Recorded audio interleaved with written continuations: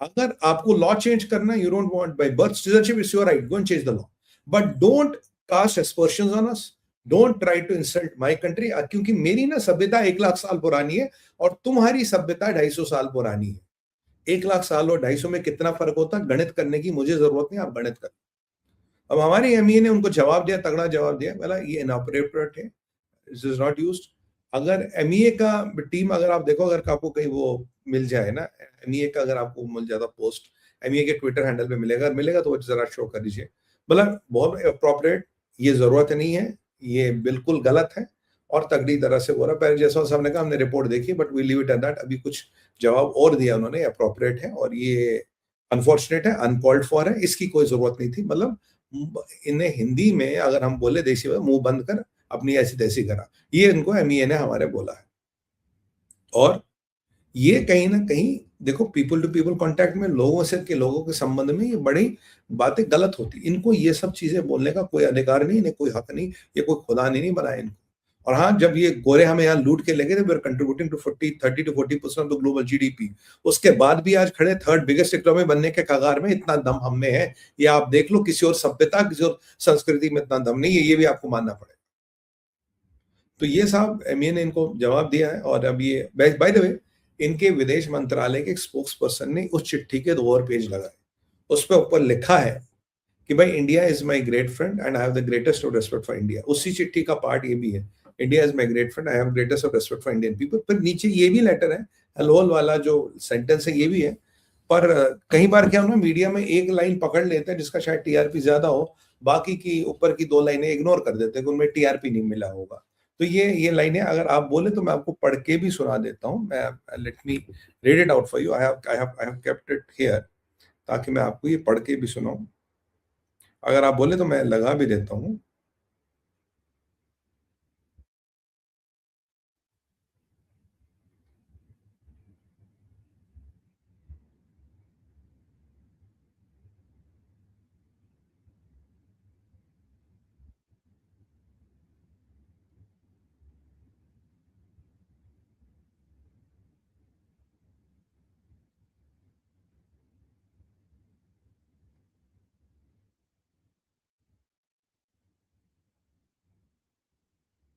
Not able to find it, सही था मेरे पास। जायसवाल साहब को तो शायद, हाँ जी, जायसवाल साहब को तो मिल गया। ये I am sending it to the team.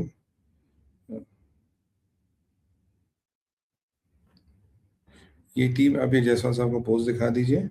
ये बहुत है डिपॉर्ट दिखाना, और मैं आपको वो लेटर दिखाना चाहता हूँ which is more important then the post, because that makes a lot of sense. ये मैंने अभी अभी इसको देखा। हाँ जी, the US Embassy spokesperson in India reacting to Trump's hellhole comment post, the president said that India is a great country and is a very good friend of mine in the top.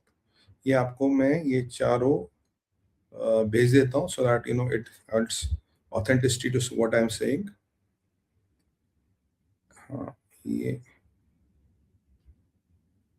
ये MEA का post भी लगा दीजिए पहले team, और फिर हमारा you know this दूसरा लेटर भी लगा दीजिए प्लीज।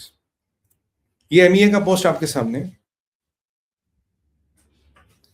ये एमईए के पोस्ट में साहब, ये क्लियरली अगर मैं इसको थोड़ा बड़ा करूं, इसमें लिखा है, in response to question on social media post had referred to amongst the officials post, we have seen the comments and also subsequent statement made by US Embassy in response. The remarks are obviously uninformed, inappropriate, and in a poor taste. They certainly do not reflect the reality of India-US relations, which has been long based on mutual trust, respect, and shared interests. तो मुझे लगता है जवाब बिल्कुल appropriate है। अब सवाल आता है कि इन्होंने हमें क्या दिया था। जो इन्होंने दिया था भाई, वो दूसरा वाला पोस्ट दिखा दिए, वो मैं आपको दिखा दूं। जो इन्होंने हमें, इनके स्पोक्स पर्सन ने हमें जवाब दिया था, इसमें ये क्लियरली, ये अगर आप लेटर पढ़ेंगे, अगर मैं इसको फुल स्क्रीन पे करूं, तो इसमें हमें क्लियर लिखता है कि भाई इंडिया का, America is a friend of India, we respect the people of India, right. तो that is what it is clearly written. ये इन्होंने हमें बोल भी दिया है, and I can exactly read it out for you.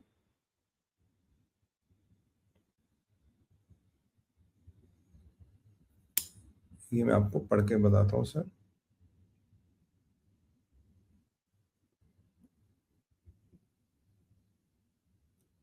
US Embassy spokesperson in India reacting to Trump's hellhole comment.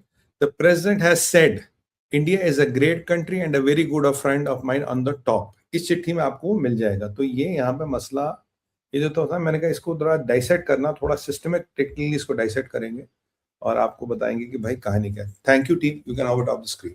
तो मैंने आपको लेटर भी दिखा दी, मैंने आपको MEA का पोस्ट भी दिखा दिया और thank you can have it of the screen. तो MEA ने जवाब दिया, ऐसा नहीं कि MEA ने जवाब नहीं दिया और MEA शर्मा गया या कुछ वो हो गया या हमने किसी का लिहाज किया। बिल्कुल अप्रोप्रिएट जवाब, और यही जवाब देना चाहिए था।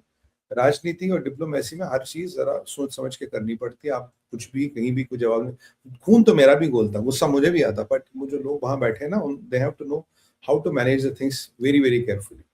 अब आते हैं EU सैंक्शंस पे। देखो साहब, EU ने आज मसला क्या हुआ कि 90 बिलियन यूरो ताजा क्लास कहती है हमने ज़ेलेंस्की को लोन दिया। कहते अरे रशिया की इकोनॉमी मर रही है, ज़ेलेंस्की को तो $90 बिलियन का लोन मिल गया। अभी EU के पास $90 बिलियन कहां से है? कौन सा बैंक लूट के आए हो? सीधी सी बात है, EU doesn't have this kind of money. तो मुझे जो डर लग रहा है, I am not able to get my hands on it yet, because आज बहुत सी चीजें हो रही है। मुझे भाइयों डर लग रहा है कि पुतिन का जो फ्रोजन पैसा ब्रसल से उठा के उसको तो नहीं दे दिया बॉस। अगर ये दे दिया ना, बहुत बड़ा लफड़ा है, बिकॉज आपने पुतिन की दुखती रग छेड़ दी। पुतिन का $270 बिलियन का भी ब्रसल्स में उन्होंने फ्रोज कर रखा, विच इज ओके। ये पीछे बेल्जियम को कह रहे थे पैसा दो, बेल्जियम मना करा, मैं नहीं देता। नाउ कुछ तगड़म लगा के अगर उसमें से 90 मिलियन इन्होंने लोन दे दिया ज़ेलेंस्की को, बहुत बड़ी मसला है। या अगर खुद से इकट्ठे करके 90 मिलियन दिया, मुझे नहीं लगता इनकी औकात है।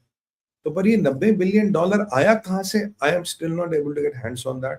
ये $90 बिलियन आया कहां से? This is a problem. और what adds to my fears is that immediately ये EU कहता है कि 20 यूरोपियन बैंक्स के साथ हमने ट्रांजैक्शनों को डिबार कर दिया, उनको हमने निकाल दिया, बैन ट्रांजैक्शन। 20 रशियन बैंक्स, 20 का नंबर बहुत बड़ा होता है। ये थोड़ा पुतिन की ना दुखती रग को छेड़ने वाला मसला है। ये मैं आपको आज ही फ्लैग कर दूं, बड़ा पंगा है। अगर ये बात सच है, ये बहुत बड़ा पंगा है,